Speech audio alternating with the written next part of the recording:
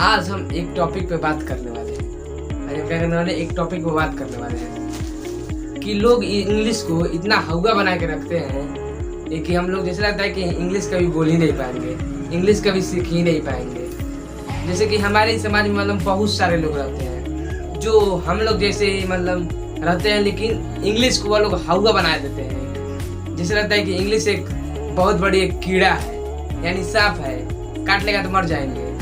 English कोई हवा नहीं है। इंग्लिश को हमें सीखने के लिए पहले तो हम समझते हैं इंग्लिश का एकदम, इसको पहले सिंपल करते हैं।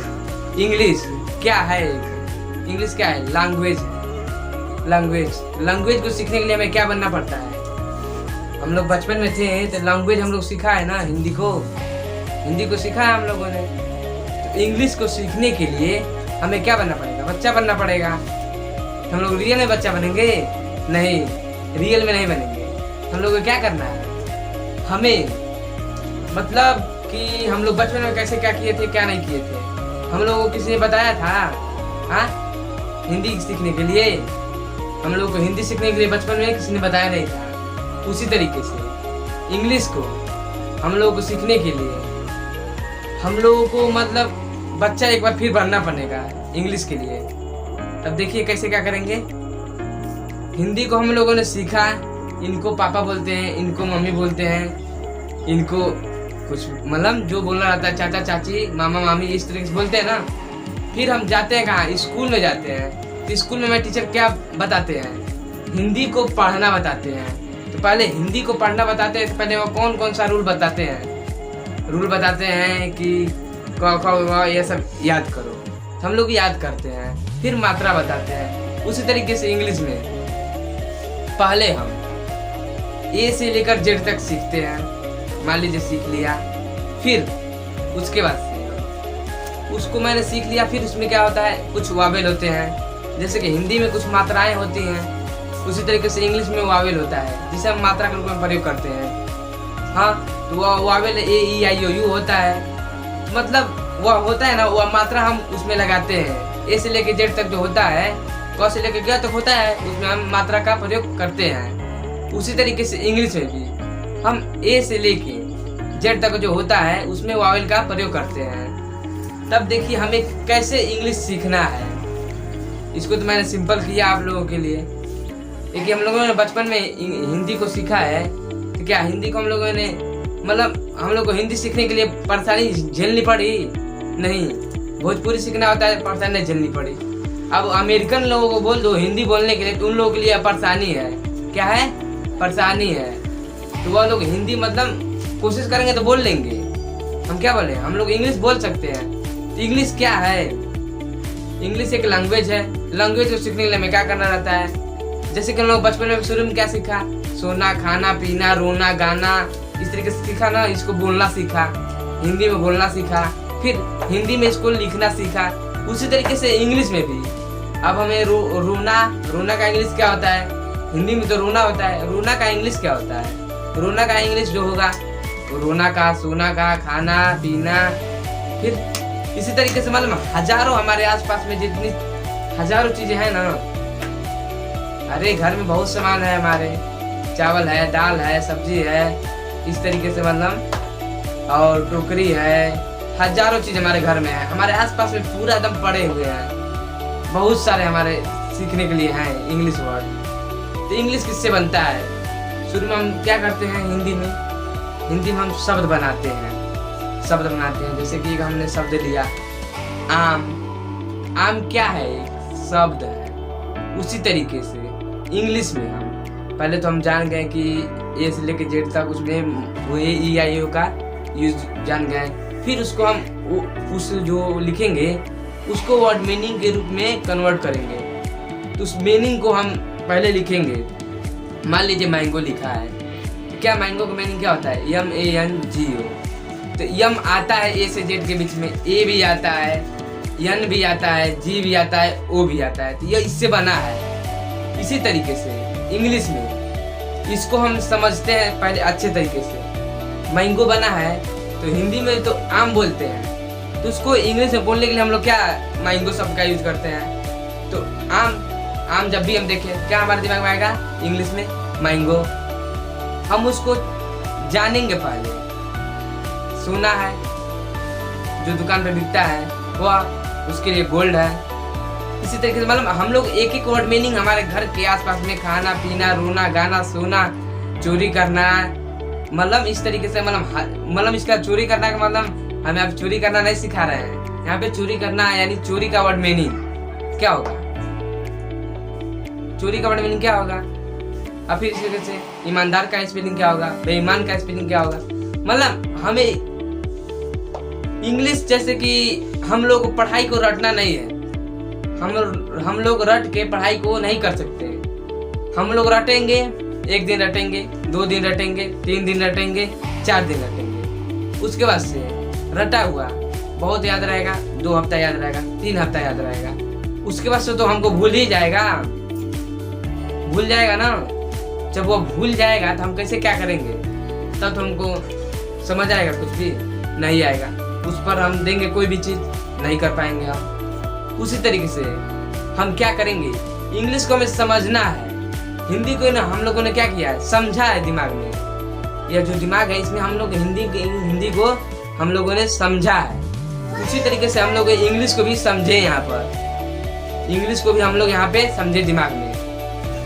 इंग्लिश कोई मतलब कोई ऐसा चीज नहीं है कि नहीं सीख सकते हैं, इंग्लिश हम लोग सीख सकते हैं। इंग्लिश सीखने का बहुत आसान तरीका है। वर्ड मीनिंग आप जितना तैयार कर सकते हैं तैयार कीजिए, समझिए।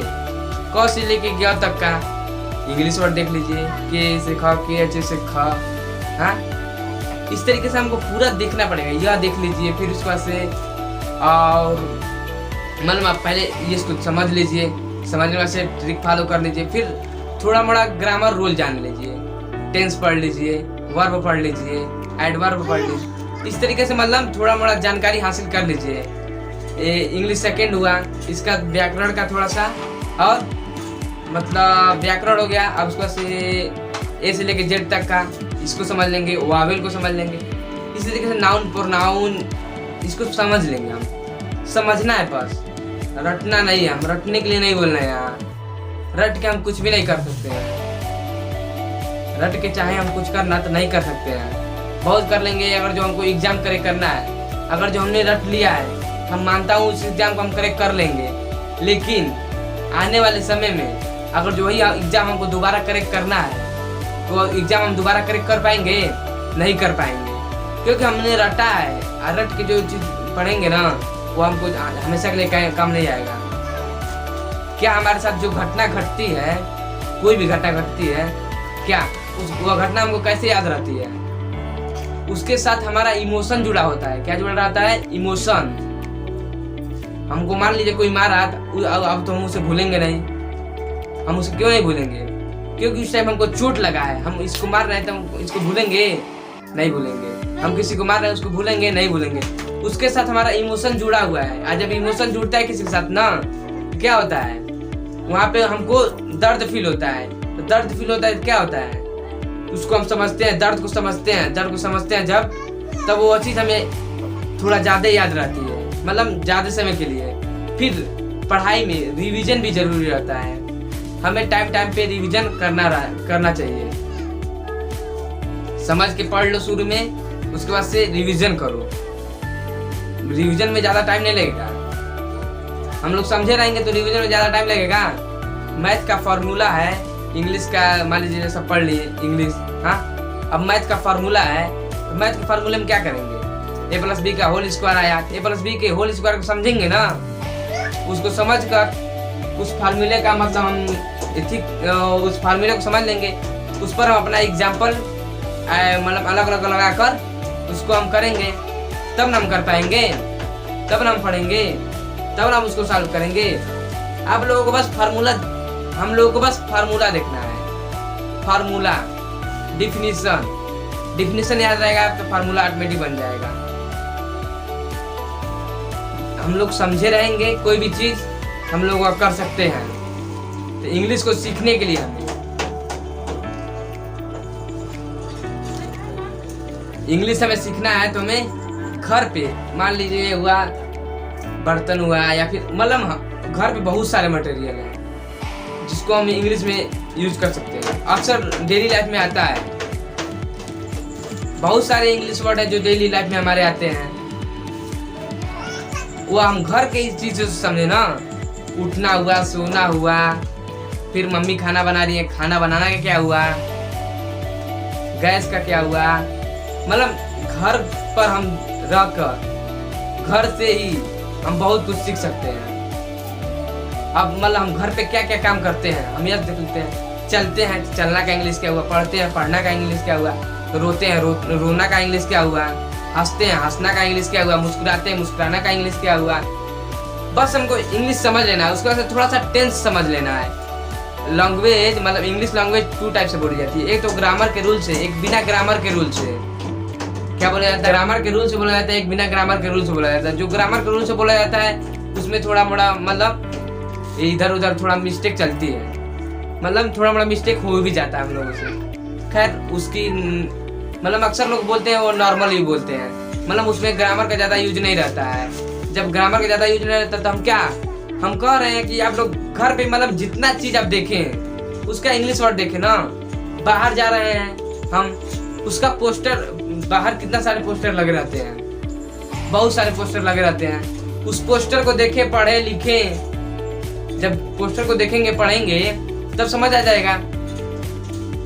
पोस्टर को भी देखे, समझे, लिखे, पढ़े। हम बस यहाँ पे समझना बता रहे हैं, रटना नहीं। रट के कुछ नहीं हो सकता, रटोगे भूल जाओगे, रटोगे तो भूल जाओगे, रटना नहीं है। वो तो हम लोग मान लीजिए कुत्ता लाते हैं घर पे, तो कुत्ते को तो हम लोग ट्रेनिंग देते देते उसको भी हम सिखा देते हैं भाषा। कहेंगे बैठने के लिए तो बैठ जाएगा, तो क्या हम लोग उसको सिखा देते हैं ना, तो वो भी हम लोग का भाषा समझने लगता है। धीरे धीरे हम लोग को वो भी भाषा समझने लगता है। हम लोग को इंग्लिश में कैसे क्या करना है, कैसे क्या नहीं करना है, इसके लिए हमें मतलब ग्रामर का रूल जान लीजिए। अगर जो ग्रामेटिकली तरीके से बोलना है इंग्लिश तो ग्रामर का रूल जानिए। अगर जो नॉर्मल बोलना है तो मतलब ग्रामर वाला जो करेंगे वो उसमें भी वर्ड मीनिंग का ज़्यादा बहुत बड़ा रोल रहेगा। वर्ड मीनिंग का उसमें भी बहुत बड़ा रोल रहेगा, और नॉर्मल में भी वर्ड मीनिंग का बहुत बड़ा रोल रहता है। इस तरीके से मतलब इंग्लिश को सीखा जा सकता है। सीखा क्या, सीखे जाएंगे आप इंग्लिश को डेली बस 1 घंटा पढ़ना है। अरे उसमें 10 डाउट तो निकालो। बहुत लोग पढ़ते नहीं, पढ़ने के नहीं पढ़ते तब भी वह कहते कि हमें नहीं आता है इंग्लिश, नहीं आता है हमें यह। मतलब इसमें क्या रखा है इंग्लिश में? पढ़ो ना, पहले पढ़ो पढ़ो। एक बार ऐसा बोलते हैं, सब बोलते हैं कि पढ़ो, पढ़ोगे तभी बढ़ोगे। जो डेली पढ़ता है वह, जो हफ्ते में 1 दिन पढ़ता है उसमें बहुत अंतर रहेगा। जो डेली पढ़ता है वह मतलब ज़्यादा विकसित करेगा, ज़्यादा विकसित करेगा, और जो 1 दिन पढ़ता है वह कम विकसित करेगा। इसीलिए हम जो भी काम करना है रेगुलर, हर एक चीज़ को रेगुलर करो। रेगुलर करोगे तो तुम्हारा रूटीन भी बना रहेगा। एक साइकिल होती है तो साइकिल ऑटोमेटिक चलती है कि नहीं चलती है? अगली पहिया पहले चलती है तब फिर पिछली पहिया चलती है ना। उसी तरीके से तुम पहले दिन अपना देखो, फिर दूसरे दिन, फिर तीसरे दिन, ऐसे से करके तुम डेली बाय डेली करो। तुम्हारे अंदर डेली बाय डेली सुधार आएगा। डेली का तुम 5 वर्ड मीनिंग लिखो, घर से लिखो, घर पे देखो 5 word meaning, 10 word meaning, 20 word meaning देखो। और जहाँ कहीं भी आप ट्यूशन करते हैं या फिर पढ़ते हैं या फिर स्कूल जाते हैं, टीचर से अपने कहो, टीचर इसका हिंदी इंग्लिश वर्ड क्या होता है, इसको हमें बताइए। टीचर वो बताएगा। जाके समझो, पढ़ो, लिखो। पढ़ेगा इंडिया तभी ना बढ़ेगा। हमारा समझ इस तरीके से समझ के पढ़ा जाए। समझ के पढ़ेंगे लोग, हम लोग को नहीं परेशानी भी नहीं होगी, समझ के पढ़ा जाएगा। हम तो कहता हूँ कि पढ़ो, जो वह दूसरे को सिखाओ। पढ़ने का मतलब क्या हुआ? पढ़ो, दूसरे को सिखाओ, बस इतना ही। पढ़ो, दूसरे को सिखाओ। पढ़ के आए एक चीज, दूसरे को सिखा दो। नहीं समझ आ रहा है, पढ़ के आए, यूट्यूब पे वीडियो बना दो, अपलोड कर दो, या फिर पब्लिकली करो या फिर अनलिस्टेड कर दो। जब मन करे वह देख लो, तुम्हारा रिवीजन करने का भी नहीं। उस तुम मतलब यूट्यूब वीडियो अपना खुद का वीडियो देख के ही तुम समझ सकते हो क्या बोले हो, क्या नहीं पढ़े हो, क्या नहीं लिखे हो, मतलब तुम अपने आप को ही समझ सकते हो। हम लोग दूसरे में गलतियां खोजते हैं, अपने आप में खोजो। हम कोई मतलब इंग्लिश कोई शरबत नहीं घोल के पिला देंगे, इसके लिए थोड़ा मेहनत करना पड़ेगा। अब मेहनत करने के लिए हमें क्या करना रहता है, थोड़ी एनर्जी चाहिए हमें, हमको भी थोड़ा गंभीर बनना चाहिए। हम लोग गंभीर बनेंगे तभी होगा। इंग्लिश सीखो, इंग्लिश बोलो। इंग्लिश बोलने का प्रैक्टिस डेली बाय डेली करना चाहिए। तुम बोल रहे हो हिंदी बोल रहे हो या फिर इंग्लिश, तो हिंदी बोल रहे हो उसमें कुछ 10 वर्ड बोल रहे हो ना, उसमें नहीं कि ना हो तब भी शुरू का स्टार्ट करो, 2 वर्ड बोलो, फिर 5 वर्ड बोलो उसमें इंग्लिश का, फिर 8 वर्ड, फिर 10 में 10 बोलोगे। ऐसे करके इंग्लिश बोलना सीखो।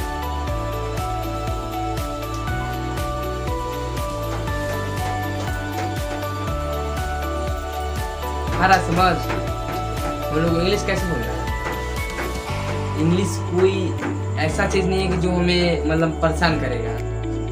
इंग्लिश एक मतलब क्या हम लोग को भगवान परेशान करते हैं क्या? भगवान हमें परेशान करते हैं? नहीं करते।